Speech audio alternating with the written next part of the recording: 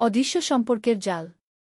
আমি সত্যিই বলছি, শেষবারের মতো আমাকে একবার বিছানায় নিয়ে যাও। আমি 2 হাত দিয়ে ধরেছিলাম আমার দেওর রিতেশের হাত। আমার চোখ দিয়ে পানি পড়ছিল।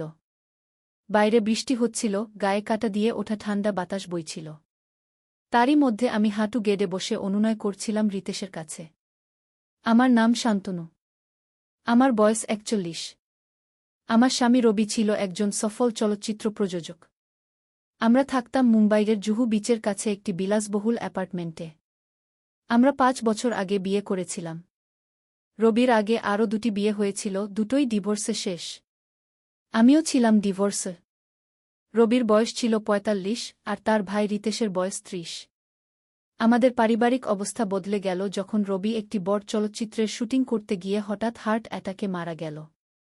আমি হতবাক হয়ে গিয়েছিলাম। আমাদের কোনো সন্তান ছিল না। আমি একা পড়ে গিয়েছিলাম। আমাদের বাড়িটি রবির নামে ছিল, কিন্তু তার উইলে সে বাড়িটি তার ভাই রিতেশের নামে লিখে দিয়েছিল, যাতে রিতেশ থাকতে পারে। রবির মৃত্যুর পর রিতেশ এসে থাকতে শুরু করল। সে আমাকে বলেছিল, বুদি, তুমি এখানেই থাকো। এই বাড়ি তোমারও। কিন্তু আমি জানতাম, আইনিভাবে এই বাড়ি আর আমার নয়। আমি রিতেশের মেহেরবানির উপর নির্ভরশীল। আমি লক্ষ্য করছিলাম, রিতেশ মাঝে মাঝে আমার দিকে অদ্ভুতভাবে তাকায়। তারপর একদিন রিতেশ আমাকে বলল, বুদি, তুমি জানো আমার তোমার প্রতি কেমন অনুভূতি? আমি অবাক হয়ে তার দিকে তাকিয়েছিলাম। আমি তোমাকে চাই, বুদি, সে বলেছিল। আমি তোমাকে বিয়ে করতে চাই। আমি ভয় পেয়ে গিয়েছিলাম। না, রিতেশ। আমি তোমার ভাইয়ের স্ত্রী, আমি বলেছিলাম। কিন্তু দাদা তো আর নেই, রিতেশ বলেছিল। ধীরে ধীরে রিতেশ আমাকে বাড়ি থেকে বের করে দেওয়ার জন্য চাপ দিতে লাগল। তোমাকে এখান থেকে যেতে হবে, বুদি, সে বলেছিল। তুমি আমাকে বিয়ে করতে না চাইলে তোমার এখানে থাকার অধিকার নেই। আমি কাঁদছিলাম, আমার চোখের পানি থামছিল না। রিতেশ, আমার কোথাও যাওয়ার জায়গা নেই, আমি কাতর কণ্ঠে বললাম। দয়া করে আমাকে একটু সময় দাও। রিতেশ আমার চোখের দিকে তাকিয়ে থাকল কিছুক্ষণ। তারপর ফিসফিস করে বলল, তাহলে এই রাতে আমার ঘরে এসো। একবার, শুধু একবার। সেই রাতেই আমি অন্ধকারে দাঁড়িয়েছিলাম রিতেশের দরজায়। আমার হাত কাঁপছিল। আমি কি করতে যাচ্ছিলাম? কিন্তু আমার কোনো উপায় ছিল না। রিতেশ দরজা খুলতেই আমি অসহায়ের মতো তার দিকে তাকালাম। বুদি, আমার অনুরোধটা ভিন্ন ধরনের ছিল, রিতেশ বলল, আমাকে অবাক করে দিয়ে। আমি চাই তুমি আমার সাথে এসে আমার বিছানার নিচে লুকানো জিনিসটা দেখো। শুধু তোমাকে বিশ্বাস করি গি। আমি বিস্মিত হয়ে তার পিছু নিলাম। রিতেশ তার বিছানার নিচে হাত ঢুকিয়ে একটা ছোট্ট লোহার বাক্স বের করল। সেটা খুলতেই আমি দেখতে পেলাম একগুচ্ছ নথিপত্র। এগুলো কি? আমি জিজ্ঞেস করলাম। দাদার মৃত্যু স্বাভাবিক ছিল না, রিতেশ ফিসফিস করে বলল।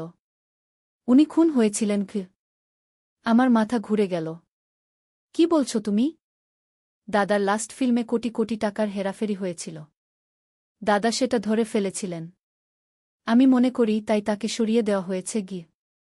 তুমি কি নিশ্চিত? হ্যাঁ। এই দেখো, রিতেশ কিছু কাগজপত্র দেখালো।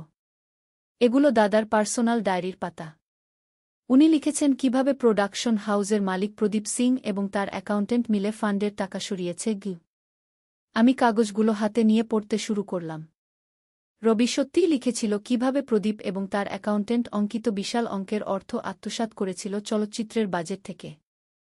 রবি লিখেছিল যে সে প্রমাণ পেয়েছে এবং তাদের মুখোমুখি হতে যাচ্ছিল। আমার বুকের ভিতর ধুকপুক করছিল। রিতেশ, আমরা পুলিশে যাব? রিতেশ মাথা নাড়ল। ওরা খুব শক্তিশালী। প্রদীপ সিংয়ের রাজনৈতিক যোগাযোগ আছে। আমি ভয় পাচ্ছি, পুলিশে গেলে আমরাও বিপদে পড়ব। তাহলে কি করব আমরা? আমি আরও প্রমাণ জোগাড় করার চেষ্টা করছি। আমাদের নিজেদের কেস শক্তিশালী করতে হবে, তারপর আমরা গিয়ে সিবিআইয়ের কাছে যাব। হঠাৎ আমি বুঝতে পারলাম কেন রিতেশ আমাকে এখান থেকে চলে যেতে বলছিল। তুমি কি আমাকে সুরক্ষিত রাখতে চাইছ? রিতেশ নিচু স্বরে বলল, হ্যাঁ। আমি ভয় পাচ্ছিলাম যে ওরা জানতে পারে আমি তদন্ত করছি। তোমাকে সরিয়ে রাখতে চেয়েছিলাম। কিন্তু এরপর যা ঘটবে সেটা একা মোকাবেলা করা আমার পক্ষে কঠিন। আমার তোমার সাহায্য দরকার। তাহলে তোমার ওইসব কথা। আমি তোমাকে ভয় দেখাতে চেয়েছিলাম যাতে তুমি চলে যাও। ওরা আগেই আমার ফোন হ্যাক করেছে। সবসময় আমাকে ফলো করছে। তোমাকে আমি বিপদে ফেলতে চাইনি গি। আমি তার হাত ধরলাম। রিতেশ, রবি আমার স্বামী ছিল। আমি সত্য জানতে চাই। আমি তোমার পাশে আছি গু। সেই রাত থেকেই শুরু হলো আমাদের অভিযান। রিতেশ আর আমি একসাথে কাজ করতে শুরু করলাম রবির হত্যার সত্য উদ্ঘাটন করতে। রিতেশ একজন সাইবার সিকিউরিটি এক্সপার্ট ছিল, সে ধীরে ধীরে প্রদীপের কম্পিউটার থেকে তথ্য সংগ্রহ করতে শুরু করল। আমি আমার অভিনেত্রী হিসেবে পুরনো পরিচয় ব্যবহার করে প্রদীপের অফিসে প্রবেশ করে কিছু গুরুত্বপূর্ণ ফাইল ফটোকপি করে আনতে সক্ষম হলাম। আমরা জানতে পারলাম কেবল প্রদীপ সিং নয়, আরও অনেক বড় বড় নাম জড়িত ছিল এই ঘটনায়। একটি বড় ড্রাগ কার্টেল চলচ্চিত্র নির্মাণের মাধ্যমে টাকা সাদা করছিল। রবি যখন এটা আবিষ্কার করেছিল, তখনই তার মৃত্যু দুর্ঘটনা হিসেবে সাজানো হয়েছিল।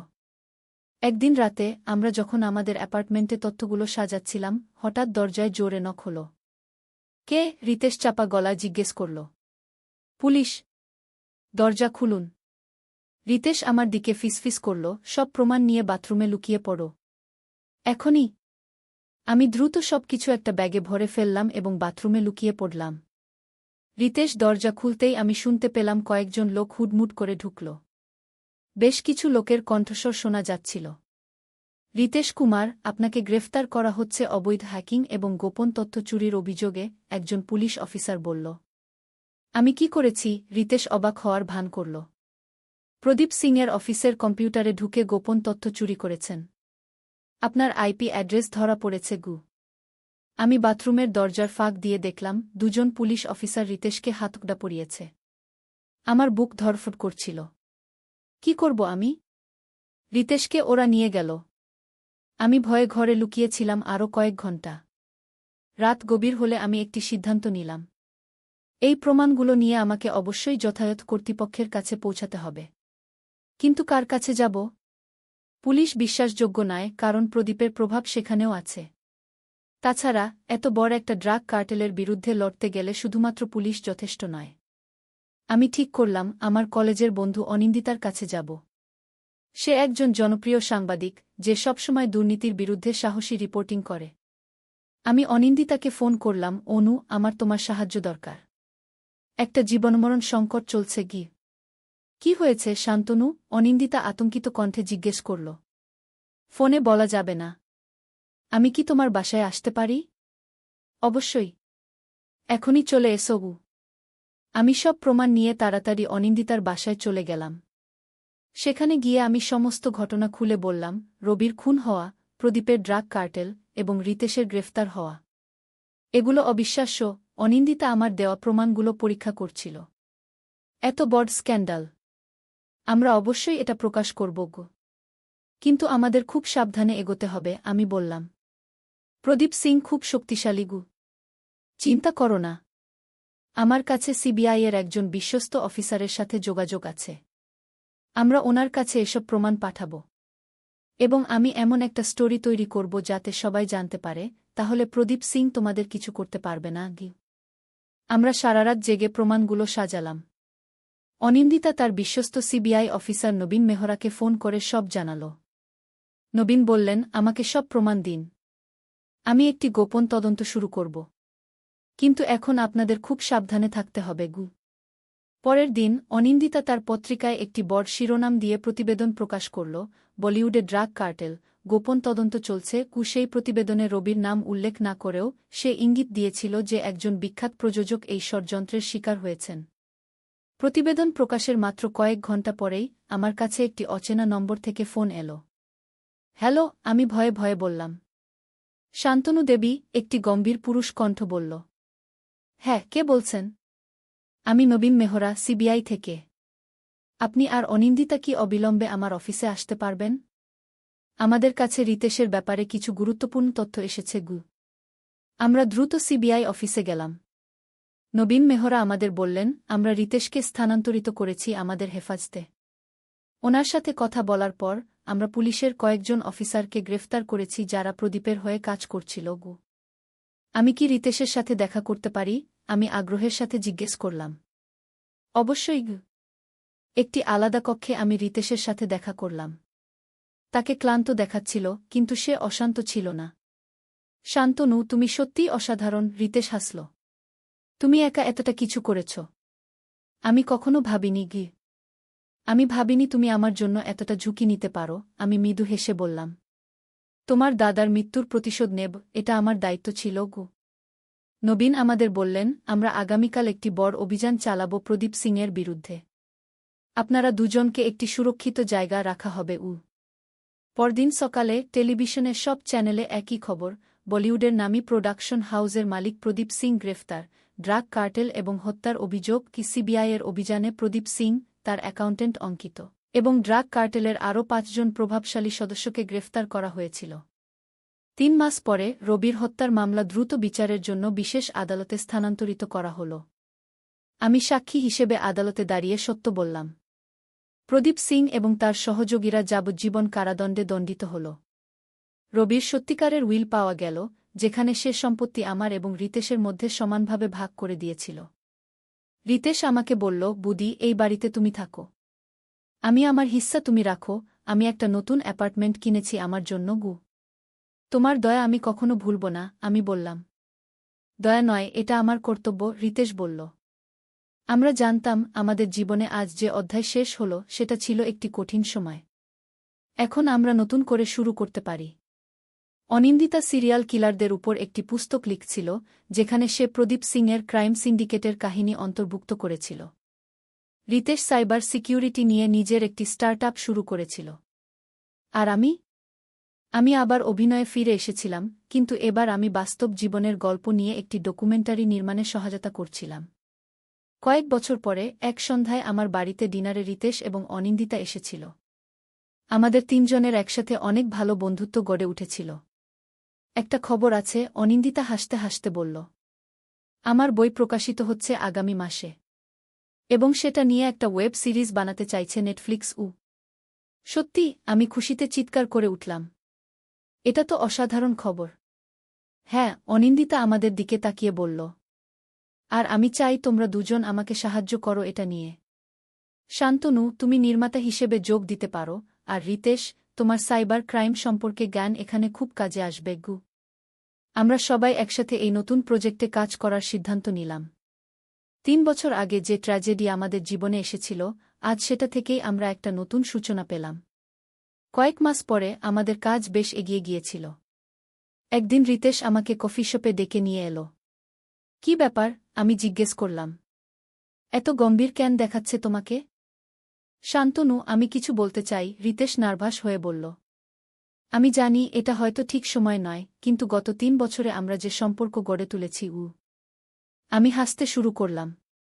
কি হলো? রিতেশ অবাক হয়ে জিজ্ঞেস করল। তুমি এত ভয় পাচ্ছ কেন? আমি জিজ্ঞেস করলাম। আমি কি এতই ভয়ঙ্কর? না, তা নয়, রিতেশ হাসল। আমি ভাবছিলাম দাদার স্মৃতির প্রতি রবি চাইতো আমরা সুখী হই, আমি বললাম। আর আমি জানি সে কখনোই চাইতো না আমরা একা থাকি। আমরা যা পেয়েছি তা অদ্ভুতভাবে এসেছে, কিন্তু এটাও একটা দ্বিতীয় সুযোগ, তাই না? রিতেশ আমার হাত ধরল। তাহলে কি তুমি শোনো, আমি তার হাত চেপে ধরে বললাম। আমরা ধীরে ধীরে এগোব। দেখি কোথায় যায়। কোনো চাপ নেই। ১ বছর পরে আমরা সিমলার পাহাড়ে একটি ছোট্ট বাড়িতে বসেছিলাম। রিতেশ তার স্টার্টআপ বেচে দিয়েছিল একটি বড় টেক কোম্পানিকে, আর আমি সফল নির্মাতা হিসেবে নিজের নাম প্রতিষ্ঠিত করেছিলাম। অনিন্দিতার বই এবং ওয়েব সিরিজ দুটোই বিশাল সাফল্য পেয়েছিল। তুমি কি কখনো ভেবেছিলে আমরা এখানে আসব? রিতেশ আমাকে জিজ্ঞেস করল, হিমালয়ের চূড়া দেখতে দেখতে। কখনো না, আমি হাসলাম। কিন্তু জীবন অদ্ভুত। কখন কোনো মোড় নেয় বোঝা যায় না সেই রাতে যখন তুমি আমার ঘরে এসেছিলে রিতেশ স্মৃতিচারণ করল। আমি ভাবতেই পারিনি যে সেটা হবে আমাদের জীবনের সবচেয়ে গুরুত্বপূর্ণ মোড় তখন আমি তোমাকে গভীরভাবে ঘৃণা করতাম, আমি হেসে বললাম। জানি, রিতেশ হাসল। আমিও নিজেকে ঘৃণা করতাম তোমাকে ওইভাবে ভয় দেখানোর জন্য। কিন্তু আমার কাছে কোনো উপায় ছিল না। আমি তোমাকে সুরক্ষিত রাখতে চেয়েছিলাম আর এখন? আমি তার দিকে তাকিয়ে জিজ্ঞেস করলাম। এখন আমি তোমাকে সুখী করতে চাই, রিতেশ আমার হাত ধরে বলল। পকেট থেকে একটা ছোট্ট বাক্স বের করল। তাই আমি জিজ্ঞেস করতে চাই, তুমি কি আমার সাথে বিবাহ বন্ধনে আবদ্ধ হতে চাও? আমার চোখে পানি এসে গেল। এত বছর পর, এত কষ্ট, এত লড়াই, এত অনিশ্চয়তার পরে আমি আবার সুখ খুঁজে পেয়েছিলাম। হ্যাঁ, আমি উত্তর দিলাম। আমি রাজিউ। রিতেশ আমার আঙুলে আংটি পরিয়ে দিল, আর আমরা দুজন বসে রইলাম পাহাড়ের উপর থেকে সূর্যাস্ত দেখতে দেখতে। আমি জানতাম রবি কোথাও থেকে হাসছে। আমি জানতাম এই যাত্রা কিভাবে শুরু হয়েছিল, এক অন্ধকার রাতে, ভয়ে কাঁপতে কাঁপতে, একটি দরজায় দাঁড়িয়ে, আর এখন আমরা কোথায় এসে দাঁড়িয়েছি। জীবন অদ্ভুত পথে চলে। কখনো কখনো সবচেয়ে অন্ধকার সময়েই আমরা খুঁজে পাই নতুন আলোর পথ। আমার ক্ষেত্রেও তাই হয়েছিল। সেদিন সন্ধ্যায় আমরা আমাদের বাড়ি ফিরে এসে একসাথে ডিনার প্ল্যান করলাম। অনিন্দিতাকে ফোন করে খবরটা জানালাম, সে উত্তেজিত হয়ে চিৎকার করে উঠল ফোনে। আমি জানতাম, সে বলল। আমি জানতাম তোমরা দুজনের মধ্যে কিছু একটা আছে। আমরা সবাই হেসে উঠলাম। ভাবলাম যে রাতে আমি রিতেশের ঘরে গিয়েছিলাম, সেই রাত থেকে কত দূরে এসে দাঁড়িয়েছি আজ। বিয়ের পর কোথায় যাবে, অনিন্দিতা জিজ্ঞেস করল। রিতেশ আর আমি একে অপরের দিকে তাকালাম। আমরা ভাবছি গোয়া, আমি বললাম। সমুদ্রের ধারে বেশ কিছুদিন আমি তোমাদের মিস করব, অনিন্দিতা বলল। আমরাও, আমি বললাম। কিন্তু তুমি তো আসছই বিয়েতে অবশ্যই, অনিন্দিতা হাসল। আমি কি তোমাদের গল্প লিখতে পারি আমার পরের বইয়ে? অবশ্য, নাম পরিবর্তন করে কি? অবশ্যই, আমি বললাম। তবে এটা লিখো যে আমাদের এই গল্প শুধু শেষ নয়, এটা একটা শুরু। নতুন জীবনের, নতুন সম্ভাবনার, নতুন ভালোবাসার সেদিন রাতে আমি বিছানায় শুয়ে ভাবছিলাম সব কিছু নিয়ে। কি অদ্ভুত পথ ছিল এটা, ভয়, অনিশ্চয়তা, রহস্য, অ্যাডভেঞ্চার, দুঃখ এবং সবশেষে আনন্দ। আমি জানি না আগামীকাল কি হবে, কিন্তু আমি জানি আমি একা নই। আর সেটাই সবচেয়ে বড় কথা। আমার জীবনে যে অদৃশ্য সম্পর্কের জাল ছড়িয়েছিল তা আজ অদৃশ্য নয়। এখন সেটা উজ্জ্বল আলো প্রকাশিত, একটি পরিপূর্ণ জীবনের পথ দেখাচ্ছে। যেটা শুরু হয়েছিল ভীতি আর সন্দেহ দিয়ে, আজ তা পরিণত হয়েছে ভালোবাসা আর বিশ্বাসে। গল্পের সমাপ্তি। নদীর ধারে এক গ্রাম। প্রথম অধ্যায়, শুরুর কথা। পদ্মা নদীর ধারে ছোট্ট একটা গ্রাম, নামটা হল কুসুমপুর। এই গ্রামে বাস করত একটা ছেলে, তার নাম রাকিব। রাকিবের বয়স মাত্র ২২ বছর। লেখাপড়ায় ভালো ছিল সে, কিন্তু টাকার অভাবে ঢাকা বিশ্ববিদ্যালয়ে ভর্তি পরীক্ষা দিতে পারেনি। এখন গ্রামের স্কুলে পড়ায়। মাসে বেতন পায় ১০,০০০ টাকা। রাকিবের বাবা মারা গেছেন ৩ বছর আগে। মা আছেন, ছোট্ট একটা বোন আছে, নাম মিথিলা। মিথিলার বয়স ১৫, এইচএসসি পরীক্ষা দেবে আগামী বছর। রাকিবের স্বপ্ন ছিল মিথিলাকে ডাক্তার বানাবে। কিন্তু স্বপ্ন আর বাস্তবের মধ্যে অনেক দূরত্ব। শীতের সকাল। কুয়াশায় ঢাকা গ্রাম। রাকিব স্কুলে যাওয়ার জন্য তৈরি হচ্ছে। মা খাবার দিয়েছে একটা টিফিন বক্সে, ভাত আর ডিম ভাজি। রাকিব সাইকেল নিয়ে বেরিয়ে পড়ল। স্কুল ৫ কিলোমিটার দূরে। পথে যেতে যেতে রাকিব ভাবছিল তার জীবনের কথা। এই গ্রামে আর কতদিন থাকবে? ঢাকায় গিয়ে কিছু করা যায় কি না? কিন্তু মা আর মিথিলাকে রেখে কিভাবে যাবে? মনটা খারাপ হয়ে গেল। স্কুলে পৌঁছে দেখল হেড স্যার দাঁড়িয়ে আছেন। হেড স্যার মানিক স্যার, বয়স ৫০-এর কাছাকাছি। ভালো মানুষ। রাকিবকে অনেক স্নেহ করেন। রাকিব, একটু আমার রুমে এসো, মানিক স্যার বললেন। রাকিব রুমে ঢুকল। মানিক স্যার বললেন, তুমি তো জানো আমাদের স্কুলের অবস্থা ভালো না। সরকারি অনুদান কমে গেছে। আমরা হয়তো তোমার বেতন আর বাড়াতে পারব না। রাকিবের মনটা ভেঙে গেল। কিন্তু সে কিছু বলল না। শুধু মাথা নেড়ে বলল, বুঝতে পারছি স্যার।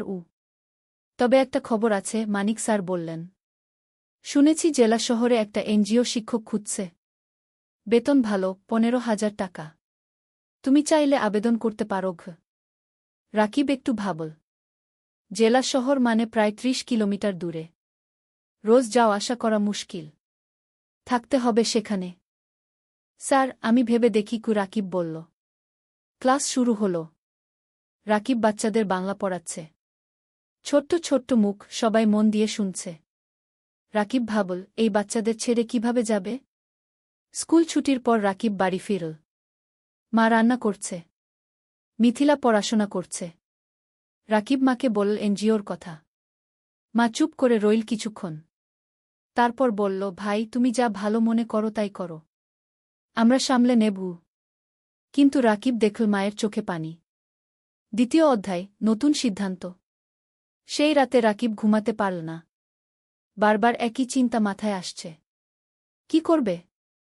এখানে থাকবে নাকি নতুন জায়গায় যাবে?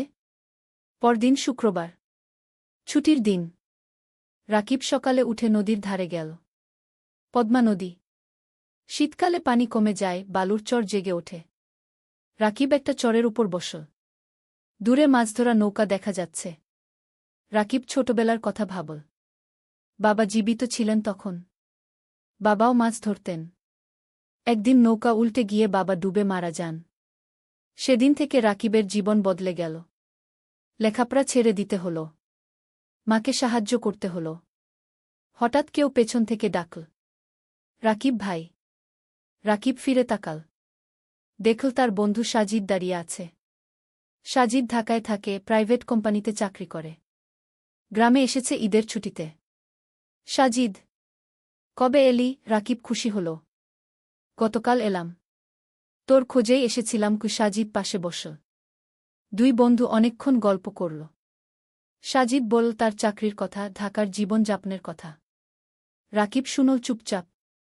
তারপর সাজিদ জিজ্ঞেস করল, তুই এই গ্রামে আর কতদিন পড়ে থাকবি? ঢাকায় চলে আয় না। আমি তোকে চাকরি খুঁজে দেবগু। রাকিব মাথা নাড়ল। মা আর মিথিলাকে রেখে কিভাবে যাব? ওদেরকে নিয়ে আয়। ঢাকায় ভাড়া বাসায় থাকবি, সাজিদ বলল। তোকে তো জানি। ঢাকায় এক রুম ভাড়া নিতে কত টাকা লাগে? আমার সামর্থ্য আছে। রাকিব তিক্ত হাসল। সাজিদ কিছু বলল না। সে জানে রাকিবের সমস্যা। দুপুরে রাকিব বাড়ি ফিরল। মা খাবার দিয়েছে। ভাত, ডাল আর একটা মাছ। রাকিব খেতে খেতে ভাবছিল, জীবনটা কেন এত কঠিন? খাওয়ার পর মিথিলা এল। ভাইয়া, আমার পরীক্ষার ফি দিতে হবে। 5,000 টাকা গু। রাকিবের মাথায় হাত। এই মাসে বেতন পাবে 10,000 টাকা। তার মধ্যে বাড়ি ভাড়া 3,000, মায়ের ওষুধ 2,000, খরচপাতি 3,000। পরীক্ষার ফি দেবে কোথা থেকে? চিন্তা করিস না, ব্যবস্থা হবে কি, রাকিব বলল। কিন্তু ব্যবস্থা হবে কিভাবে? রাকিব জানে না। সেই রাতে রাকিব মনস্থির করল। সে জেলা শহরে এনজিওর চাকরির জন্য আবেদন করবে। 15,000 টাকা হলে অনেক কিছু করা যাবে।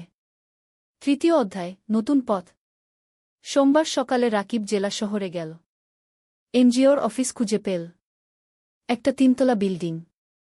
ভেতরে ঢুকে নাম লিখল রিসেপশনে। কিছুক্ষণ পর ডাক পড়ল। একটা রুমে ঢুকল রাকিব। দেখল একজন ভদ্রমহিলা বসে আছেন। বয়স 40-এর কাছাকাছি। হাসি মুখ। বসুন। আপনার নাম? মহিলা জিজ্ঞেস করলেন। রাকিব। রাকিব হোসেন। আপনার সার্টিফিকেট? রাকিব ব্যাগ থেকে সার্টিফিকেট বের করে দিল। মহিলা দেখলেন। আপনি গ্রামে পড়ান? মহিলা জিজ্ঞেস করলেন। জি ইমাম। 3 বছর ধরে। ভালো। আমরা গ্রামের স্কুলে কাজ করি। আপনার অভিজ্ঞতা কাজে লাগবে গু। মহিলা আরও কিছু প্রশ্ন করলেন। রাকিব উত্তর দিল। তারপর মহিলা বললেন, ঠিক আছে, আমরা আপনাকে জানাব। 1 সপ্তাহের মধ্যে ফোন করব। রাকিব বের হয়ে এল। মনটা একটু হালকা লাগল। হয়তো চাকরি হবে। কিন্তু সমস্যা হলো অন্য জায়গা। রাকিব গ্রামে ফিরে দেখল মা অসুস্থ হয়ে পড়েছে। জ্বর হয়েছে। ডাক্তার ডেকে আনতে হল। ডাক্তার ওষুধ লিখে দিল। ওষুধের দাম 1,000 টাকা। রাকিবের পকেটে 5 টাকা ছিল। বাকি 5 টাকা ধার করতে হল পাশের বাড়ির কাকার কাছে। মা শুয়ে শুয়ে বলল, ভাই, তুমি জেলা শহরে চাকরি নিও না। আমরা এখানে থাকি। না মা, তোমার চিকিৎসার জন্য টাকা লাগবে। মিথিলার পড়াশোনার জন্য টাকা লাগবে। আমাকে ভালো চাকরি করতে হবে কি? রাকিব বলল। পরের সপ্তাহে রাকিবের ফোন এল। এনজিও থেকে চাকরি হয়েছে। পরের মাস থেকে জয়েন করতে হবে। রাকিব খুশি হল। কিন্তু সাথে সাথে চিন্তাও হল। জেলা শহরে থাকবে কোথায়? বাসা ভাড়া নিতে হবে। সেই টাকা কোথায়? রাকিব মানিক স্যারের কাছে গেল। সব বলল। মানিক স্যার শুনলেন। তারপর বললেন, তুমি চিন্তা করো না। আমার জেলা শহরে একটা ছোট্ট ফ্ল্যাট আছে। খালি পড়ে আছে। তুমি সেখানে থাকতে পারো। প্রথম 3 মাস ভাড়া লাগবে না গি। রাকিবের চোখে পানি এল। স্যার, আপনি গু। তুমি ভালো ছেলে। তোমার উন্নতি হোক, এটাই চাই। মানিক স্যার হাসলেন। রাকিব স্যারের পা ছুঁয়ে সালাম করল। চতুর্থ অধ্যায়, জেলা শহরে নতুন জীবন। পরের মাসের প্রথম দিনে রাকিব জেলা শহরে চলে এল। মা আর মিথিলা গ্রামে রইল। রাকিব ঠিক করল সপ্তাহে একদিন গ্রামে যাবে। মানিক স্যারের ফ্ল্যাট ছোট্ট কিন্তু পরিষ্কার। একটা রুম, একটা রান্নাঘর, একটা বাথরুম। রাকিব নিজের জিনিসপত্র গুছিয়ে রাখল। পরদিন এনজিও অফিসে গেল। কাজ শুরু হল। রাকিবকে দায়িত্ব দেওয়া হল 5টা গ্রামের স্কুল দেখাশোনা করার। সপ্তাহে 3 দিন স্কুলে যেতে হবে, বাকি দিন অফিসে। প্রথম দিন রাকিব একটা গ্রামে গেল। স্কুলটা খুবই খারাপ অবস্থায়। ছাদ দিয়ে পানি পড়ে। বেঞ্চ ভাঙা। শিক্ষক মাত্র 2 জন। ছাত্রছাত্রী প্রায় 150। রাকিব শিক্ষকদের সাথে কথা বলল। তারা বলল অনেক সমস্যার কথা। বেতন কম। সরকারি সাহায্য নেই। অনেক বাচ্চা স্কুল ছেড়ে দিয়েছে। রাকিব বুঝল এখানে অনেক কাজ করার আছে। সে মনস্থির করে ভালোভাবে কাজ করবে। সন্ধ্যায় রাকিব ফ্ল্যাটে ফিরল। একা একা রান্না করল। ভাত আর ডিম ভাজি। খেয়ে শুয়ে পড়ল। মায়ের কথা মনে পড়ল। মিথিলার কথা মনে পড়ল। রাকিব মাকে ফোন করল। মা, কেমন আছো? ভালো আছি। তুমি খেয়েছ? মা জিজ্ঞেস করল। হ্যাঁ মা। তুমি ওষুধ খেয়েছ তো? খেয়েছি। মিথিলা পড়াশোনা করছে। তুমি চিন্তা করো না আগে। ফোন রেখে রাকিব ঘুমিয়ে পড়ল। দিন যাচ্ছে। রাকিব কাজে মন দিচ্ছে। সে দেখছে স্কুলগুলোর অবস্থা ধীরে ধীরে ভালো হচ্ছে। এনজিও থেকে সাহায্য আসছে। নতুন বেঞ্চ এসেছে। ছাদ মেরামত হয়েছে। শিক্ষকদের ট্রেনিং দেওয়া হচ্ছে। রাকিব খুশি। তার মনে হচ্ছে সে কিছু ভালো কাজ করছে। 3 মাস পর রাকিব প্রথম বেতন পেল। 15,000 টাকা। রাকিব সাথে সাথে 10,000 টাকা মাকে পাঠিয়ে দিল। বাকি 5,000 টাকা দিয়ে নিজের খরচ চালাবে। মা ফোন করে কাঁদল। ভাই, তুমি এত টাকা পাঠালে তোমার কি হবে? মা, তুমি চিন্তা করো না। আমার হয়ে যাবে। তুমি ভালো থাকো গো। রাকিবের মনে হল জীবনে প্রথমবার সে কিছু করতে পারছে। পঞ্চম অধ্যায়, নতুন বন্ধুত্ব। এনজিও অফিসে রাকিবের সহকর্মী অনেক। তার মধ্যে একজন মেয়ে আছে, নাম তানিয়া। তানিয়া ঢাকা থেকে এসেছে। লেখাপড়া করেছে ঢাকা বিশ্ববিদ্যালয়ে। খুব মেধাবী। কিন্তু গ্রামের মানুষের জন্য কাজ করতে চায়। তাই এনজিওতে জয়েন করেছে। তানিয়া আর রাকিব প্রায় একসাথে মাঠে কাজ করে। স্কুলে যায়। শিক্ষকদের সাথে কথা বলে। বাচ্চাদের পড়ায়। ধীরে ধীরে তানিয়া আর রাকিবের মধ্যে বন্ধুত্ব হল। তানিয়া রাকিবকে অনেক কিছু শেখায়। কিভাবে প্রজেক্ট প্ল্যান করতে হয়, কিভাবে রিপোর্ট লিখতে হয়, কিভাবে মানুষের সাথে কথা বলতে হয়। রাকিব তানিয়াকে শেখায় গ্রামের জীবন সম্পর্কে, গ্রামের মানুষের সমস্যা সম্পর্কে, কিভাবে তাদের সাহায্য করা যায়। একদিন তানিয়া রাকিবকে জিজ্ঞেস করল, তুমি কি বিয়ে করেছ? রাকিব হেসে বলল, না। বিয়ের কথা ভাবার সময় নেই। এখন পরিবারের দায়িত্ব আছে গু। তোমার পরিবার কেমন? তানিয়া জিজ্ঞেস করল। রাকিব তার মা আর মিথিলার কথা বলল। বাবার মৃত্যুর কথা বলল। কিভাবে সে সংসার চালাচ্ছে সেই কথা বলল। তানিয়া শুনল চুপচাপ। তারপর বলল, তুমি খুব সাহসী উ। রাকিব কিছু বলল না। শুধু হাসল। সময় যাচ্ছে। রাকিবের কাজ ভালো হচ্ছে। এনজিও থেকে তাকে প্রশংসা করা হচ্ছে। বেতনও বাড়ল। এখন 17,000 টাকা পায়। রাকিব সপ্তাহে একদিন গ্রামে যায়। মাকে দেখে আসে। মিথিলার পড়াশোনা দেখে দেয়। মিথিলা এখন কলেজে পড়ছে। সে ডাক্তার হতে চায়। একদিন মা রাকিবকে বলল, ভাই, তোর বিয়ের কথা ভাবা উচিত কে? রাকিব হাসল। মা, এখনো সময় আছে। আগে মিথিলাকে প্রতিষ্ঠিত করি কি। কিন্তু তোর বয়স হয়ে যাচ্ছে। আমি চিন্তায় থাকি কি, মা বলল। তুমি চিন্তা করো না মা। সব ঠিক হবে উ। ষষ্ঠ অধ্যায়, প্রেম আর স্বপ্ন। 1 বছর পার হয়ে গেল। রাকিব এখন এনজিওতে প্রজেক্ট কোঅর্ডিনেটর। বেতন 20,000 টাকা। সে এখন একটা ভাড়া বাসায় থাকে। মাসে ভাড়া 5,000 টাকা। তবু মাকে প্রতি মাসে 12,000 টাকা পাঠায়। মিথিলা খুব ভালো ফলাফল করেছে। সে মেডিকেল কলেজে ভর্তি হতে চায়। কিন্তু ভর্তি পরীক্ষার জন্য কোচিং করতে হবে। কোচিং ফি অনেক। রাকিব চিন্তায় পড়ল। কোথা থেকে টাকা আসবে? তানিয়া বুঝতে পারল রাকিবের সমস্যা। একদিন সে বলল, রাকিব, তুমি কিছু চিন্তিত মনে হচ্ছে কি? রাকিব মিথিলার কথা বলল। তানিয়া বলল, আমি আমার এক বন্ধুকে জানি। সে ঢাকায় মেডিকেল কোচিং সেন্টার চালা। আমি তাকে বলবো। হয়তো কম ফিতে তোমার বোনকে ভর্তি করে নেবে গি। রাকিব অবাক হল। তুমি এত সাহায্য করছো কেন? তানিয়া চুপ করে রইল কিছুক্ষণ। তারপর বলল, কারণ তুমি ভালো মানুষ গো। রাকিব কিছু বলল না। কিন্তু মনের ভেতর একটা অনুভূতি হল। পরের সপ্তাহে তানিয়া তার বন্ধুর সাথে রাকিবের কথা হল।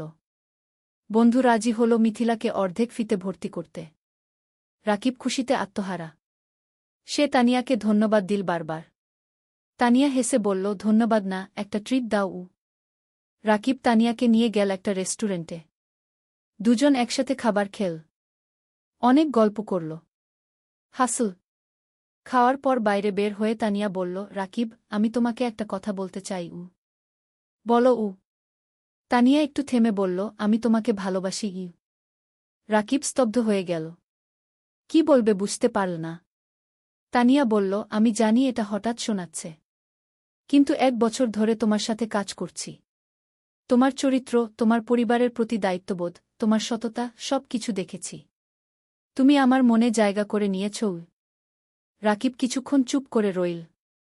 তারপর বলল, তানিয়া, আমি জানি না কি বলবো। তুমি ঢাকার মেয়ে, উচ্চশিক্ষিত। আমি একজন সাধারণ গ্রামের ছেলে। আমার পরিবার গরিব। আমার অনেক দায়িত্ব আছে গিউ। তানিয়া রাকিবের হাত ধরল। এগুলো আমার কাছে কোনো সমস্যা নয়। আমি তোমাকে চাই, তোমার টাকা বা স্ট্যাটাস নয় গু। রাকিবের চোখে পানি এল। তানিয়া, আমি তোমাকে কিছু দিতে পারব না গি। তুমি আমাকে ভালোবাসা দিতে পারবে। সততা দিতে পারবে। এটাই যথেষ্ট। রাকিব তানিয়ার দিকে তাকাল। তারপর বলল, আমিও তোমাকে ভালোবাসি। কিন্তু ভয় পাচ্ছি। কিসের ভয়? তানিয়া জিজ্ঞেস করল। ভয় পাচ্ছি তোমার পরিবার রাজি হবে না। ভয় পাচ্ছি আমি তোমাকে সুখী করতে পারব না গি। তানিয়া হাসল। আমার পরিবার আমাকে বিশ্বাস করে। আমি যদি খুশি থাকি, তারা খুশি থাকবে। আর তুমি আমাকে সুখী করতে পারবে কিনা সেটা সময় বলবে। আমরা একসাথে চেষ্টা করব। সেই রাতে রাকিব ঘুমাতে পারল না। সারারাত তানিয়ার কথা ভাবল। জীবনে প্রথমবার কেউ তাকে এভাবে ভালোবাসল। 7ম অধ্যায়, বাধা আর চ্যালেঞ্জ। পরের সপ্তাহে রাকিব গ্রামে গেল। মাকে সব কথা বলল। তানিয়ার কথা, প্রেমের কথা। মা শুনল চুপচাপ। তারপর বলল, মেয়ে কেমন? খুব ভালো মা। তুমি তাকে দেখলে পছন্দ করবে গি। তার পরিবার রাজি হবে? আমরা তো গরিব, খিমা চিন্তিত হল। তানিয়া বলেছে তার পরিবার তাকে বিশ্বাস করে। সমস্যা হবে না গি।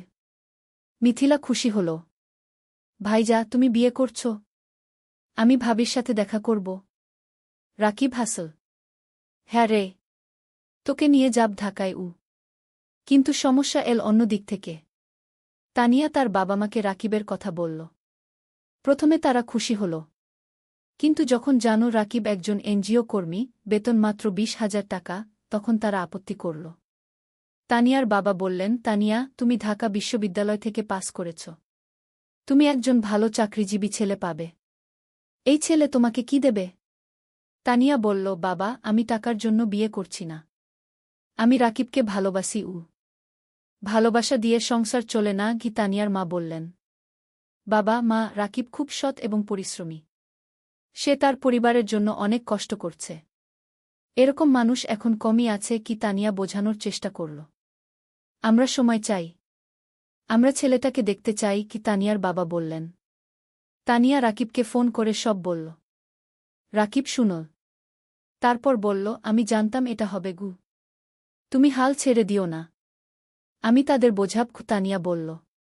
পরের মাসে রাকিব ঢাকায় গেল। তানিয়ার বাবা মার সাথে দেখা করল। তারা রাকিবকে অনেক প্রশ্ন করল। রাকিব সব সততার সাথে উত্তর দিল। তানিয়ার বাবা বললেন, তুমি তোমার ভবিষ্যৎ নিয়ে কি ভাবছ? তুমি সারা জীবন এনজিওতে থাকবে? রাকিব বলল, আঙ্কেল, আমি স্বপ্ন দেখি একদিন নিজের একটা স্কুল করব। গ্রামের গরিব ছেলে মেয়েদের বিনামূল্যে পড়াব। এটা আমার লক্ষ্য। তানিয়ার বাবা অবাক হলেন। তুমি কি জানো একটা স্কুল খুলতে কত টাকা লাগে? জানি আঙ্কেল। কিন্তু আমি বিশ্বাস করি যদি সততার সাথে চেষ্টা করি, একদিন সফল হবগ। তানিয়ার বাবা কিছু বললেন না। কিন্তু রাকিবের চোখে যে আগুন দেখলেন সেটা তাকে ভাবিয়ে তুলল। সেই রাতে তানিয়ার বাবা মা আলোচনা করলেন। তারপর তারা রাজি হলেন। কিন্তু একটা শর্ত দিলেন, রাকিবকে আরও ভালো চাকরি খুঁজতে হবে। রাকিব শর্ত মেনে নিল। অষ্টম অধ্যায়, নতুন সুযোগ। বিয়ের প্রস্তুতি শুরু হল। কিন্তু রাকিব চিন্তায় ছিল। বিয়েতে অনেক খরচ হবে। সেই টাকা কোথায়? তানিয়া বলল, আমরা সিম্পল বিয়ে করব। বেশি খরচ করব না আগে। কিন্তু তানিয়ার পরিবার বড় বিয়ে চায়। অনেক আত্মীয় স্বজন আছে। রাকিব টেনশনে ছিল। তখন মানিক স্যার তাকে ডাকলেন। স্যার বললেন, রাকিব, আমি শুনেছি তোমার বিয়ে হবে। আমি তোমাকে একটা উপহার দিতে চাই। স্যার একটা খাম দিলেন। খামে ছিল 50,000 টাকা। রাকিবের চোখ বড় হয়ে গেল। স্যার, এটা আমি নিতে পারব না আগে। এটা উপহার। তুমি আমার ছাত্রের মতো। তুমি অবশ্যই নেবে। স্যার জোর করলেন। রাকিব স্যারকে জড়িয়ে ধরল। স্যার, আপনি আমার জন্য অনেক কিছু করেছেন। তুমি ভালো থাকো। এটাই চাই। এদিকে রাকিবের ভাগ্য ঘুরতে শুরু করল। একদিন এনজিওর ডিরেক্টর রাকিবকে ডাকলেন। বললেন, রাকিব, তোমার কাজ আমরা খুব পছন্দ করেছি। আমরা একটা নতুন প্রজেক্ট শুরু করছি। তুমি প্রজেক্ট ম্যানেজার হবে। বেতন হবে 35,000 টাকা। রাকিব বিশ্বাস করতে পারল না। 35,000 টাকা! এত টাকা কখনো কল্পনাও করেনি। স্যার, সত্যি? রাকিব জিজ্ঞেস করল। হ্যাঁ। তুমি যোগ্য। তুমি পারবে কি? ডিরেক্টর বললেন। রাকিব সাথে সাথে তানিয়াকে ফোন করল। তানিয়া খুশিতে চিৎকার করল। সেই সন্ধ্যায় রাকিব মাকে ফোন করল। সব বলল। মা কাঁদতে লাগল। খুশির কান্না। ভাই, আল্লাহ তোমার ভালো করেছে। তুমি অনেক কষ্ট করেছ। কি? মা বলল। মা, এখন আমরা ভালো থাকব। মিথিলার পড়াশোনা ভালো হবে। তুমি সুস্থ থাকবে। বিয়ের দিন এল। সিম্পল কিন্তু সুন্দর বিয়ে। গ্রাম থেকে মা আর মিথিলা এসেছে। রাকিবের বন্ধুরা এসেছে। এনজিও অফিসের সবাই এসেছে। তানিয়া দেখতে খুব সুন্দর লাগছিল লাল শাড়িতে। রাকিব পাঞ্জাবি পরেছে। বিয়ে হল। সবাই দোয়া করল। আশীর্বাদ করল। রাকিব আর তানিয়া নতুন জীবন শুরু করল। নবম অধ্যায়, স্বপ্ন পূরণের পথে। বিয়ের পর রাকিব আর তানিয়া জেলা শহরে একটা বড় ফ্ল্যাট ভাড়া নিল। 2 বেডরুমের। তারা ঠিক করল মা আর মিথিলাকে নিয়ে আসবে। মা প্রথমে রাজি হল না। বলল, তোমরা নতুন বিয়ে করেছ। আমরা গেলে তোমাদের সমস্যা হবে। তানিয়া নিজে গ্রামে গেল। মাকে বলল, মা, আপনি আমার মা। আপনি না থাকলে আমার সংসার অসম্পূর্ণ। মা তানিয়াকে জড়িয়ে ধরল। মা, তুমি খুব ভালো। মা আর মিথিলা জেলা শহরে চলে এল। এখন তারা সবাই একসাথে থাকে। মিথিলা ঢাকায় কোচিং করছে। সে খুব মন দিয়ে পড়ছে। তার লক্ষ্য মেডিকেল কলেজে চান্স পাওয়া। রাকিব নতুন প্রজেক্টে কাজ শুরু করেছে। প্রজেক্টটা খুব বড়। 15টা গ্রামে কাজ করতে হবে। স্কুল, স্বাস্থ্যকেন্দ্র, নারী উন্নয়ন, সব ধরনের কাজ। রাকিব খুব ব্যস্ত হয়ে গেল। সকাল থেকে রাত পর্যন্ত কাজ। কিন্তু সে খুশি। কারণ সে মানুষের উপকার করছে। তানিয়াও কাজ করছে। সেও একটা প্রজেক্টে আছে। তাদের দুজনের মিলে এখন বেতন 55,000 টাকা। এত টাকা রাকিব কখনো কল্পনা করেনি। এখন তারা স্বাচ্ছন্দ্যে আছে। মায়ের ভালো চিকিৎসা হচ্ছে। মিথিলার পড়াশোনা ভালো হচ্ছে। রাকিব কিছু টাকা সেভিংসও করছে। একদিন রাকিব তানিয়াকে বলল, তুমি জানো, আমার স্বপ্ন ছিল একটা স্কুল করা। হ্যাঁ, মনে আছে। তুমি এখনও সেই স্বপ্ন দেখো? তানিয়া জিজ্ঞেস করল। হ্যাঁ। আমি ভাবছি আমরা যদি কিছু টাকা সেভ করি, তাহলে হয়তো একদিন একটা ছোট্ট স্কুল খুলতে পারব। তানিয়া হাসল। চলো আমরা একসাথে এই স্বপ্ন পূরণ করব। দুজনে মিলে প্ল্যান করতে লাগল। কিভাবে টাকা জমাবে? কোথায় স্কুল খুলবে? কিভাবে চালাবে?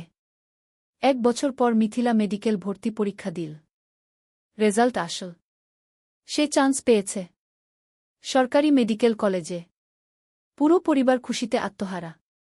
মা কাঁদল। রাকিব মিথিলাকে জড়িয়ে ধরল। তানিয়া মিষ্টি বিতরণ করল। ভাইয়া, এটা তোমার জন্য। তুমি আমার জন্য সব ত্যাগ করেছ। মিথিলা কাঁদতে কাঁদতে বলল। না রে, এটা তোর নিজের যোগ্যতা। তুই মন দিয়ে পড়েছিস। রাকিব বলল। সেই রাতে রাকিব ছাদে দাঁড়িয়ে আকাশের দিকে তাকাল। তার মনে পড়ল বাবার কথা। বাবা বেঁচে থাকলে কত খুশি হতেন। তানিয়া এসে পাশে দাঁড়াল। কি ভাবছ? বাবার কথা ভাবছি। সেই গরিব দিনগুলোর কথা ভাবছি। আজ আমরা এত দূর এসেছি। হ্যাঁ, আর এটা শুধু শুরু। আমাদের আরও অনেক পথ যেতে হবে। তানিয়া বলল। 10ম অধ্যায়, চূড়ান্ত স্বপ্ন।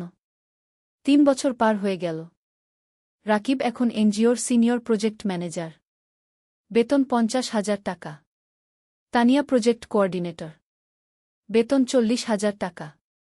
মিথিলা এখন মেডিকেল কলেজের 3য় বর্ষে। সে খুব ভালো পড়ছে। তার লক্ষ্য একজন ভালো ডাক্তার হওয়া এবং গ্রামের মানুষের সেবা করা। মা এখন সুস্থ। তার মুখে হাসি ফিরে এসেছে। রাকিব আর তানিয়া এই 3 বছরে প্রায় 10 লক্ষ টাকা সেভ করেছে। এখন তারা ঠিক করেছে স্বপ্নের স্কুল খুলবে। রাকিব গ্রামে গিয়ে একটা জমি কিনে। 2 বিঘা জমি। সেখানে স্কুল করবে। তারা ব্যাংক থেকে লোন নিল। আরও 5 লক্ষ টাকা। মোট 15 লক্ষ টাকা দিয়ে স্কুল তৈরি করা শুরু হল। মানিক স্যার অনেক সাহায্য করলেন। তিনি স্কুলের ডিজাইন করে দিলেন। শিক্ষক খুঁজে দিলেন। 6 মাস পর স্কুল তৈরি হল। নাম দেওয়া হল আলোর পাঠশালাগু। স্লোগান, শিক্ষাই আলো, শিক্ষাই মুক্তিগু। স্কুলে গরিব পরিবারের বাচ্চারা বিনামূল্যে পড়বে। ধনী পরিবারের বাচ্চারা কম ফিতে পড়বে। এই ফি দিয়ে স্কুল চলবে। স্কুল খোলার দিন গ্রামের সব মানুষ এল। জেলা প্রশাসক এলেন উদ্বোধন করতে। মানিক স্যার, এনজিওর ডিরেক্টর, সবাই এলেন। রাকিব মাইকে দাঁড়িয়ে বলল, আমি একসময় খুব গরিব ছিলাম। লেখাপড়া করতে পারিনি ঠিকমতো। কিন্তু আমি হাল ছাড়িনি। আজ আমি এই স্কুল করলাম যাতে গ্রামের কোনো বাচ্চাকে টাকার অভাবে লেখাপড়া ছাড়তে না হয়। সবাই হাততালি দিল। তানিয়া বলল, এই স্কুল শুধু আমার স্বামীর স্বপ্ন নয়, আমার স্বপ্ন। আমরা চাই এই গ্রামের প্রতিটা বাচ্চা শিক্ষিত হোক। আবার হাততালি। স্কুল চালু হল। প্রথম দিন 50 জন বাচ্চা ভর্তি হল। দ্বিতীয় মাসে 100। তৃতীয় মাসে 200। রাকিব আর তানিয়া সপ্তাহে 3 দিন স্কুলে যায়। বাচ্চাদের পড়ায়। শিক্ষকদের ট্রেনিং দেয়া। স্কুল দেখাশোনা করে। মিথিলা ছুটির দিনে স্কুলে এসে বাচ্চাদের স্বাস্থ্য চেক আপ করে। বিনামূল্যে। মা রান্না করে বাচ্চাদের খাওয়ায়। অনেক বাচ্চা গরিব পরিবার থেকে আসে। তারা দুপুরে খায় না। মা তাদের খাওয়ায়। 2 বছর পর স্কুলে 5 বাচ্চা পড়ছে। 10 জন শিক্ষক আছে। স্কুল ভালোভাবে চলছে। জেলার মধ্যে কি আলোর পাঠশালা কি একটা আদর্শ স্কুল হিসেবে পরিচিতি পেয়েছে। 11 অধ্যায়, জীবনের পূর্ণতা। 5 বছর পর। রাকিবের বয়স এখন 33। তানিয়ার বয়স 31। তাদের একটা মেয়ে হয়েছে। নাম রাখা হয়েছে অনন্যা। অনন্যার বয়স 2 বছর। মিথিলা এখন ডাক্তার। সে একটা সরকারি হাসপাতালে কাজ করছে। সে গ্রামের মানুষের বিনামূল্যে সেবা দেয়া। মা সুস্থ এবং খুশি। তার নাতনি অনন্যাকে নিয়ে সময় কাটায়। আলোর পাঠশালা কি এখন জেলার সেরা স্কুলগুলোর একটা। এখানে 1000 বাচ্চা পড়ছে। 20 জন শিক্ষক আছে। স্কুলের রেজাল্ট খুব ভালো। রাকিব আর তানিয়া এখন আর এনজিওতে কাজ করে না। তারা পুরোপুরি স্কুলেই সময় দেয়া। তারা আরও 2টো স্কুল খোলার পরিকল্পনা করছে। একদিন রাকিব স্কুলের ছাদে দাঁড়িয়ে আছে। তানিয়া এসে পাশে দাঁড়াল।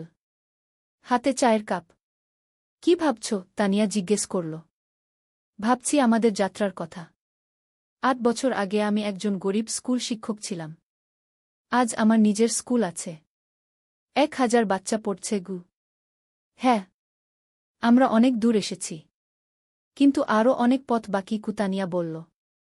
জানো, কখনো কখনো মনে হয় স্বপ্ন দেখা ভালো। স্বপ্ন মানুষকে বাঁচিয়ে রাখে।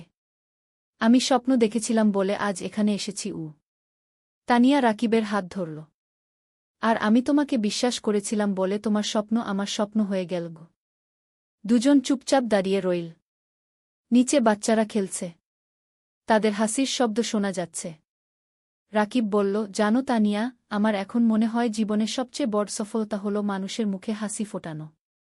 টাকা, প্রতিষ্ঠা, সব তুচ্ছ যখন দেখি একটা গরিব বাচ্চা আমাদের স্কুলে পড়ে ভালো রেজাল্ট করছে। তানিয়া মাথা নাড়ল। একদম ঠিক। তুমি জানো, গত সপ্তাহে সেই রহিম নামের ছেলেটা এসেছিল, যে ৩ বছর আগে আমাদের স্কুলে ভর্তি হয়েছিল? হ্যাঁ, মনে আছে। তার বাবা রিকশা চালায়। সে ক্লাসে ফার্স্ট হয়েছে। তার বাবা এসে আমার পা ছুঁয়ে কাঁদছিল। বলছিল, আপনারা না থাকলে আমার ছেলে লেখাপড়া শিখতে পারত না। রাকিবের চোখ ভিজে গেল। এই মুহূর্তগুলোর জন্যই আমরা কাজ করি। হঠাৎ অননা দৌড়ে এল। বাবা, বাবা, দেখো আমি কি এঁকেছি। রাকিব মেয়েকে কোলে তুলে নিল। অনন্যা একটা ছবি দেখাল। একটা স্কুল, সামনে অনেক বাচ্চা। এটা কি? রাকিব জিজ্ঞেস করল। এটা আমাদের স্কুল। দাদু বলেছে তুমি এই স্কুল বানিয়েছ গু, অনন্যা বলল। রাকিব মেয়ের কপালে চুমু খেল। হ্যাঁ রে, একদিন তুইও বড় হয়ে ভালো কিছু করবি। আমি ডাক্তার হব, মাসির মতো। তারপর গরিব মানুষদের দেখব, অনন্যা বলল। তানিয়া হাসল। দেখছ, আমাদের পরবর্তী প্রজন্ম স্বপ্ন দেখছে গু। দ্বাদশ অধ্যায়, নতুন চ্যালেঞ্জ। কিন্তু জীবন কখনো সোজা পথে চলে না। একদিন রাকিব খবর পেল স্কুলের জমি নিয়ে সমস্যা হয়েছে। একজন স্থানীয় রাজনীতিবিদ দাবি করছে জমিটা তার। রাকিব চিন্তায় পড়ে গেল। সে আইনজীবীর সাথে দেখা করল। আইনজীবী বলল, কাগজপত্র দেখাও। রাকিব সব কাগজ দেখাল। আইনজীবী দেখে বলল, তোমার কাগজ ঠিক আছে, কিন্তু ওই লোক ক্ষমতাবান। সে ঝামেলা করবে গু। তাহলে কি করব? রাকিব জিজ্ঞেস করল। কোর্টে কেস করতে হবে। সময় লাগবে, টাকাও লাগবে গু। রাকিব বাড়ি ফিরে তানিয়াকে সব বলল। তানিয়া শুনল। তারপর বলল, আমরা লড়ব। আমরা সত্যের পক্ষে আছি। কেস শুরু হল। প্রতি সপ্তাহে কোর্টে যেতে হচ্ছে। আইনজীবীর ফি দিতে হচ্ছে। টাকা খরচ হচ্ছে অনেক। কিন্তু রাকিব হাল ছাড়ল না। সে জানে সে ন্যায়ের পক্ষে। এই সময় গ্রামের মানুষ রাকিবের পাশে দাঁড়াল। তারা একটা কমিটি করল। সবাই মিলে টাকা তুলো রাকিবকে সাহায্য করার জন্য। একদিন গ্রামের চেয়ারম্যান রাকিবের কাছে এসে বলল, রাকিব, তুমি আমাদের গ্রামের গর্ব। তুমি আমাদের বাচ্চাদের শিক্ষিত করছ। আমরা তোমাকে একা ছাড়ব না। রাকিব কান্নায় ভেঙে পড়ল। আপনারা আমার পরিবার। মানিক স্যারও সাহায্য করলেন। তিনি জেলা প্রশাসকের সাথে কথা বলল। প্রশাসক বিষয়টা দেখলেন। ৬ মাস পর কোর্ট রায় দিল রাকিবের পক্ষে। জমি রাকিবেরই। সেই দিন স্কুলে উৎসব হল। সবাই খুশি। বাচ্চারা নাচল, গাইল। রাকিব মাইকে বলল, আজ আমরা জিতেছি। কিন্তু এটা শুধু আমার জয় নয়, এটা আমাদের সবার জয়। সত্যের জয়। ত্রয়োদশ অধ্যায়, সম্প্রসারণ। কেস জেতার পর রাকিবের আত্মবিশ্বাস বেড়ে গেল। সে ঠিক করল আরও একটা স্কুল খুলবে, পাশের জেলায়। তানিয়া রাজি হল। তারা আবার সেভিংস শুরু করল। এই সময় একটা বড় সুখবর এল। একটা আন্তর্জাতিক এনজিও তাদের স্কুলের কথা শুনেছে। তারা সাহায্য করতে চায়। এনজিওর একজন প্রতিনিধি এল আলোর পাঠশালাগু দেখতে। সে সব দেখল। শিক্ষকদের সাথে কথা বলল, বাচ্চাদের সাথে কথা বলল। তারপর সে রাকিবকে বলল, আমরা আপনার কাজে মুগ্ধ। আমরা আপনাকে ১০ লক্ষ টাকা গ্রান্ট দিতে চাই নতুন স্কুলের জন্য। রাকিব বিশ্বাস করতে পারল না। ১০ লক্ষ টাকা? সত্যি? রাকিব জিজ্ঞেস করল। হ্যাঁ। আপনি একটা প্রস্তাব লিখে পাঠান। আমরা অনুমোদন করব। রাকিব আর তানিয়া রাত দিন পরিশ্রম করে প্রস্তাব লিখ পাঠিয়ে দিল। 1 মাস পর অনুমোদন এল। 10 লক্ষ টাকা। রাকিব পাশের জেলায় জমি কিনা। নতুন স্কুল তৈরি শুরু হল। এবার আরও বড় স্কুল, আরও ভালো সুবিধা। মিথিলা বলল, ভাইজা, নতুন স্কুলে একটা হেলথ ক্লিনিক বানাও। আমি সপ্তাহে একদিন এসে বাচ্চাদের দেখবগু। চমৎকার আইডিয়া, রাকিব বলল। নতুন স্কুলে একটা হেলথ ক্লিনিকও তৈরি হল। মিথিলা আর তার 2 জন সহকর্মী ডাক্তার সেখানে বিনামূল্যে সেবা দেয়া। নতুন স্কুলের নাম দেওয়া হল আলোর পাঠশালা, দুগ। এখানেও গরিব বাচ্চারা বিনামূল্যে পড়ে। 1 বছরে দ্বিতীয় স্কুলেও 5 বাচ্চা ভর্তি হল। রাকিবের স্বপ্ন আরও বড় হল। সে ভাবল, জেলার প্রতিটা গ্রামে একটা করে স্কুল করবে। 14 অধ্যায়, পুরস্কার। 3 বছর পর। রাকিব এখন 40 বছরের। তার 5টা আলোর পাঠশালাগু আছে। 5টা জেলায়। প্রায় 3000 বাচ্চা পড়ছে। 2 শিক্ষক কাজ করছে। একদিন রাকিব একটা ফোন পেল। ঢাকা থেকে। শিক্ষা মন্ত্রণালয় থেকে। আপনি রাকিব হোসেন? ফোনে একজন জিজ্ঞেস করল। জিউ। আপনাকে জানাতে পেরে আনন্দিত যে আপনার নাম জাতীয় শিক্ষা পুরস্কারের জন্য নির্বাচিত হয়েছে। আপনি গ্রামীণ শিক্ষায় অসামান্য অবদান রেখেছেন গু। রাকিব স্তব্ধ হয়ে গেল। জাতীয় পুরস্কার? সত্যি? রাকিব জিজ্ঞেস করল। হ্যাঁ। আগামী মাসে ঢাকায় অনুষ্ঠান হবে। মাননীয় প্রধানমন্ত্রী পুরস্কার দেবেন গু। রাকিব ফোন রেখে তানিয়াকে জড়িয়ে ধরল। তান, আমরা জাতীয় পুরস্কার পেয়েছি। তানিয়া কাঁদতে লাগল। খুশির কান্না। তুমি পেরেছ। তুমি সত্যিই পেরেছ। মা খবর শুনে কাঁদল। ভাই, তোর বাবা বেঁচে থাকলে কত খুশি হতো উ। মিথিলা বলল, ভাইজা, তুমি আমার হিরো গো। অনন্যা, এখন 7 বছর, বলল, বাবা, তুমি সবচেয়ে ভালো বাবা। পুরস্কারের দিন। ঢাকা বঙ্গভবন। রাকিব স্যুট পরেছে। তানিয়া শাড়ি পরেছে। মা, মিথিলা, অনন্যা সবাই গেছে। মানিক স্যারও গেছে। তিনি রাকিবকে বললেন, আমি গর্বিত তোমার শিক্ষক ছিলাম গো। অনুষ্ঠানে অনেক মানুষ। রাকিবের নাম ডাকা হল। সে মঞ্চে উঠল।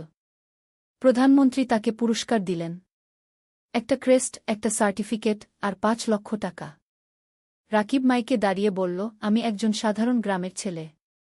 আমার বাবা রিকশা চালাতেন। আমি গরিব পরিবার থেকে এসেছি।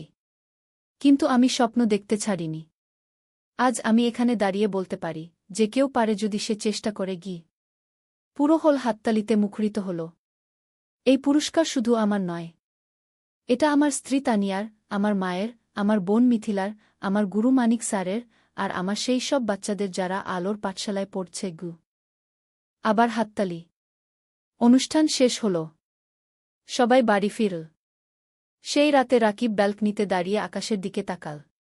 তার মনে পড়ল সেই দিনের কথা যখন সে পদ্মা নদীর ধারে বসে ভাবছিল জীবন দিয়ে কি করবে। আজ সেই জীবন কত বদলে গেছে। তানিয়া এসে পাশে দাঁড়াল।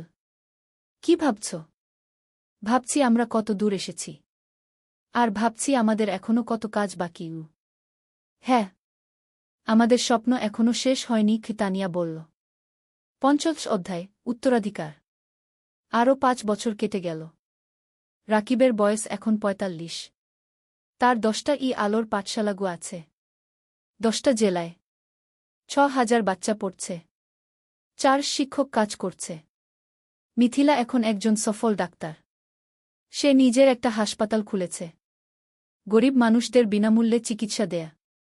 অনন্যা এখন 12 বছর। সে আলোর পাঠশালাতেই পড়ছে। সে খুব মেধাবী। তার স্বপ্ন শিক্ষক হওয়া। বাবার মতো। মা এখন অনেক বয়স্ক, কিন্তু সুস্থ। সে নাতিনাতনীদের নিয়ে সময় কাটায়। হ্যাঁ, রাকিবের এখন 2 সন্তান। অনন্যার পরে একটা ছেলে হয়েছে। নাম অনির্বাণ। বয়স 5 বছর। রাকিব এখন একটা বড় শিক্ষা প্রতিষ্ঠানের প্রতিষ্ঠাতা। তার কাজের স্বীকৃতি সারা দেশে। বিদেশ থেকেও মানুষ আসে তার স্কুল দেখতে। কিন্তু রাকিব এখনও সেই সাধারণ মানুষই আছে। সে নিজে স্কুলে যায়। বাচ্চাদের পড়ায়। তাদের সাথে খেলে। একদিন একজন সাংবাদিক রাকিবকে ইন্টারভিউ করতে এল। সে জিজ্ঞেস করল, আপনার সাফল্যের রহস্য কি? রাকিব হেসে বলল, রহস্য বলে কিছু নেই। শুধু 3টা জিনিস, স্বপ্ন, পরিশ্রম আর সততা। আপনার ভবিষ্যৎ পরিকল্পনা?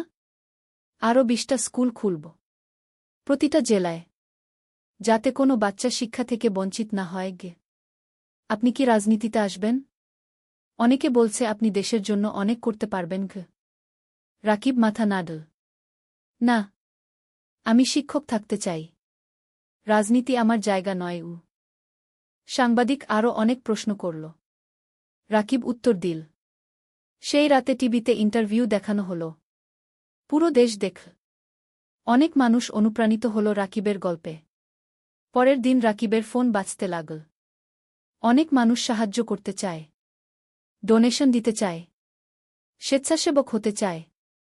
রাকিব তানিয়াকে বলল, দেখছ, মানুষ ভালো কাজে এগিয়ে আসতে চায়, শুধু সুযোগ দরকার। তানিয়া বলল, হ্যাঁ, আর তুমি সেই সুযোগ তৈরি করেছ। শেষ অধ্যায়, জীবনের অর্থ। আরও 10 বছর পরের ঘটনা। রাকিবের বয়স এখন 55। চুলে পাক ধরেছে, কিন্তু চোখে এখনও সেই আগুন। তার এখন 25টা আলোর পাঠশালাগু আছে।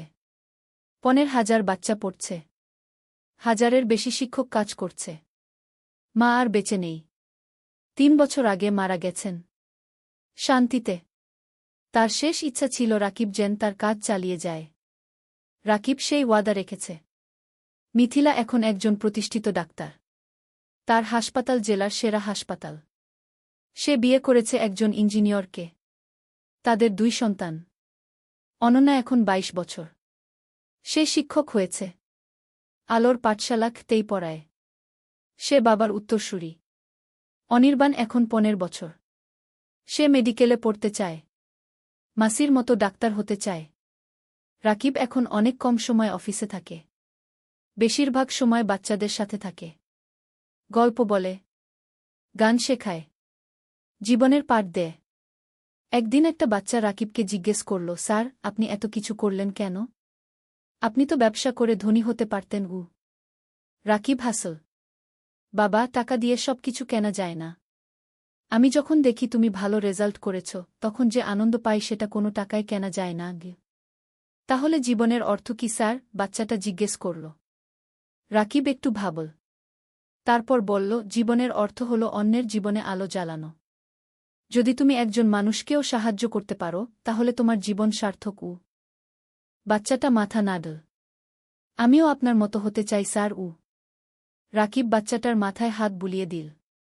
তুমি আমার চেয়ে আরও ভালো হবে। সেই সন্ধ্যায় রাকিব আর তানিয়া তাদের বাড়ির ছাদে বসে আছে। সূর্য অস্ত যাচ্ছে, আকাশ লাল কুমলা রঙে রাঙানো। তানিয়া বলল, তুমি জানো, যখন প্রথম তোমাকে দেখেছিলাম তখন জানতাম না তুমি এত দূর যাবে। রাকিব হাসল। আমিও জানতাম না, কিন্তু তোমাকে পেয়েছিলাম বলে সম্ভব হয়েছে। না, তুমি পেরেছ তোমার ইচ্ছাশক্তি আর কঠোর পরিশ্রমের কারণে। আমি শুধু সাথে ছিলাম। তুমি শুধু সাথে ছিলে না, তুমি আমার শক্তি ছিলে, আমার অনুপ্রেরণা ছিলে। দুজন চুপচাপ বসে রইল। নিচে কি আলোর পাঠশালা দেখা যাচ্ছে, বাচ্চারা খেলছে।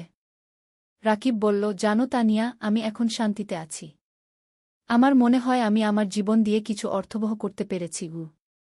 তুমি পেরেছ, তুমি হাজারো জীবন বদলে দিয়েছ। তানিয়া বলল। হঠাৎ অনন্যা এল। বাবা, মা, খাবার তৈরি। রাকিব উঠে দাঁড়াল। চলো। 3 জন একসাথে নিচে নামল। পরিবার একসাথে বসে খাবার খেল, হাসল, গল্প করল। রাতে শোয়ার আগে রাকিব জানালার পাশে দাঁড়িয়ে বাইরে তাকাল। দূরে তারা জ্বলছে। রাকিব মনে মনে ভাবল, জীবন একটা যাত্রা, কখনো কঠিন, কখনো সহজ। কিন্তু যদি তুমি স্বপ্ন দেখো, যদি তুমি পরিশ্রম করো, যদি তুমি সৎ থাকো, তাহলে তুমি অবশ্যই সফল হবে। আর সবচেয়ে বড় সফলতা হলো যখন তুমি অন্যের জীবনে আলো জ্বালাতে পারো। রাকিব হাসল। তারপর বিছানায় শুয়ে পড়ল। গভীর ঘুমে তলিয়ে গেল। শান্তির ঘুম, পরিতৃপ্তির ঘুম। কারণ সে জানে তার জীবন সার্থক হয়েছে, তার স্বপ্ন পূরণ হয়েছে। আর এটাই জীবনের সবচেয়ে বড় পাওয়া।